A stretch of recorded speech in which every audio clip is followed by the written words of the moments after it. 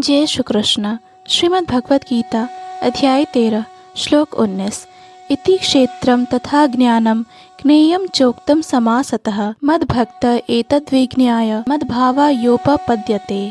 इस श्लोक में भगवान श्री कृष्ण कहते हैं, इस प्रकार मैंने कर्म क्षेत्र, ज्ञान तथा ज्ञेय का संक्षेप में वर्णन किया है। इसे केवल मेरे भक्त ही पूरी तरह समझ सकते हैं और इस तरह मेरे स्वभाव को प्राप्त होते हैं। अर्थात भगवान ने शरीर, ज्ञान तथा ज्ञेय का संक्षेप में वर्णन किया है। यह ज्ञान 3 वस्तुओं का है, ज्ञाता, ज्ञेय तथा जानने की विधि। ये तीनों मिलकर वे ज्ञान कहलाते हैं। पूर्ण ज्ञान भगवान के अनन्य भक्तों द्वारा प्रत्यक्षतः समझा जा सकता है, अन्य इसे समझ पाने में असमर्थ रहते हैं। अद्वैतवादियों का कहना है कि अंतिम अवस्था में ये 3 बातें एक हो जाती हैं, लेकिन भक्त इसे नहीं मानते। ज्ञान तथा ज्ञान के विकास का अर्थ है अपने आप को कृष्ण भावनामृत में समझना।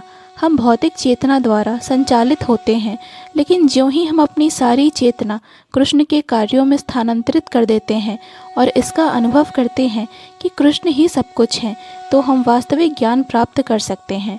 दूसरे शब्दों में, ज्ञान तो भक्ति को पूर्णतया समझने के लिए प्रारंभिक अवस्था है।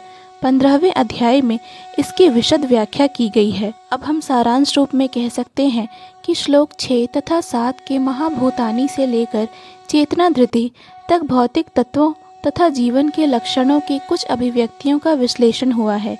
ये सब मिलकर शरीर अथवा कार्य क्षेत्र का निर्माण करते हैं तथा श्लोक 8 से लेकर 12 तक अमानित्वम से लेकर तत्व ज्ञानार्थ दर्शनम तक कार्य क्षेत्र के दोनों प्रकार के ज्ञाताओं अर्थात आत्मा तथा परमात्मा के ज्ञान की विधि का वर्णन हुआ है। श्लोक 13 से 18 में अनादि मतपरम से लेकर हृदि सर्वस्य विष्ठितम तक जीवात्मा तथा परमात्मा का वर्णन हुआ है। इस 3 प्रकार की बातों का वर्णन हुआ है, कार्य क्षेत्र, जानने की विधि तथा आत्मा एवं परमात्मा। यहाँ इसका विशेष उल्लेख हुआ है कि भगवान के अनन्य भक्त ही इन तीनों बातों को ठीक से समझ सकते हैं। अतएव ऐसे भक्तों के लिए भगवद गीता अत्यंत लाभप्रद है। वे ही परम लक्ष्य अर्थात परमेश्वर कृष्ण के स्वभाव को प्राप्त कर सकते हैं।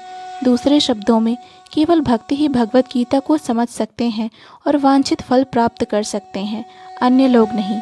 जय श्री कृष्ण। पूर्ण भगवद गीता के श्लोकों को सुनने और समझने के लिए कृपया इस चैनल को सब्सक्राइब करें। वीडियो पसंद आया हो तो लाइक और शेयर करें।